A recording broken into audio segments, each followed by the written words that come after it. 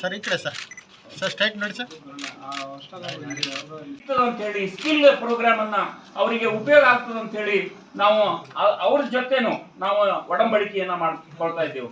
ಹೀಗಾಗಿ ಪ್ರತಿಯೊಂದು ವಿಶ್ವವಿದ್ಯಾಲಯದಿಂದ ಸರ್ಕಾರವನ್ನ ನಮ್ಗೆ ಇನ್ಸಿಸ್ಟ್ ಮಾಡ್ತಾನೆ ಇರ್ತದೆ, ಒಡಂಬಡಿಕೆಯನ್ನು ಮಾಡ್ಕೊಳ್ಬೇಕು, ಎಲ್ಲೆಲ್ಲಿ ರಿಸೋರ್ಸಸ್ ಇದೆ ಅದು ಬೆಸ್ಟ್ ಯುಟಿಲೈಸ್ ಆಗಬೇಕು.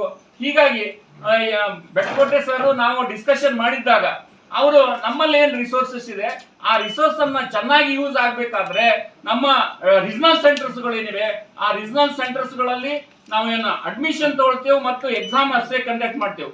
ಉಳಿಕೆ ಟೈಮ್ ನಲ್ಲಿ ಏನು ಖಾಲಿ ಇರ್ತಾವ ಆ ಟೈಮಿನಲ್ಲಿ ಇವರು ವಿಶ್ವವಿದ್ಯಾಲಯ ವಿದ್ಯಾರ್ಥಿಗಳು ಅವರು ಅಲ್ಲಿ ವರ್ಕ್ ಮಾಡ್ಲಿಕ್ಕೆ ಅವಕಾಶ ಇದೆ.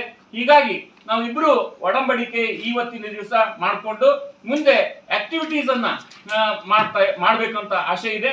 ಹೀಗಾಗಿ ಜವಾಹರ್ಲಾಲ್ ನೆಹರು ಡೆಲ್ಲಿ ಅವರ ಜೊತೆಗೂ ನಾವು ಒಡಂಬಡಿಕೆಯನ್ನ ಮಾಡ್ಕೊಳ್ತಾ ಇದ್ದೇವೆ.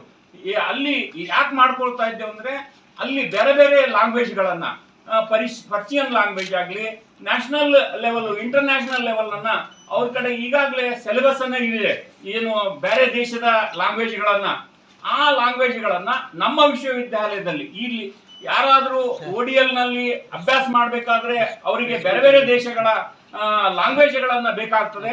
ಹೀಗಾಗಿ ಅವ್ರ ಜೊತೆನೂ ನಾವು ಒಡಂಬಡಿಕೆಯನ್ನ ಮಾಡ್ಕೊಳ್ತಾ ಇದ್ದೇವೆ. ಇಲ್ಲಿ ನಮ್ಮ ಸಂಗೀತ ವಿಶ್ವವಿದ್ಯಾಲಯ ಪ್ರೊಫೆಸರ್ ನಾಗೇಶ್ ಬೆಟ್ಟಕೋಟೆ ಸರ್ ಇದ್ದಾರೆ, ಅವರು ನಾವು ಕೂಡಿ ಡಿಸ್ಕಷನ್ ಮಾಡಿದ್ದಾಗ ನಮ್ಮ ವಿಶ್ವವಿದ್ಯಾಲಯದಲ್ಲಿ ಅನೇಕ ರೀಜನಲ್ ಸೆಂಟರ್ಸ್ ಗಳಿವೆ, ಹೆಡ್ ಕ್ವಾರ್ಟರ್ಸ್ ಚೆನ್ನಾಗಿದೆ, ನಮ್ಮಲ್ಲಿ ಏನು ರಿಸೋರ್ಸಸ್ ಇದೆ ಆ ರಿಸೋರ್ಸಸ್ ಅನ್ನ ನಮ್ಮ ಸಂಗೀತ ವಿಶ್ವವಿದ್ಯಾಲಯಕ್ಕೆ ಬೆಟ್ಟಕೋಟೆ ಸರ್ ಬಂದು ನನ್ನ ಜೊತೆ ಡಿಸ್ಕಷನ್ ಮಾಡಿದ್ದಾಗ ನಾನಂದೆ ನಮ್ಮ ವಿಶ್ವವಿದ್ಯಾಲಯ ರಿಸೋರ್ಸ್ ಅನ್ನ ನಮ್ಮ ವಿಶ್ವವಿದ್ಯಾಲಯಕ್ಕೂ ಉಪಯೋಗ ಆಗ್ತದೆ ಅಂತ ಹೇಳಿ ನಾವು ಇಬ್ಬರು ಕೂಡಿ ಒಡಂಬಡಿಕೆಯನ್ನ ಮಾಡ್ಕೊಳ್ತಾ ಇದ್ದೇವೆ.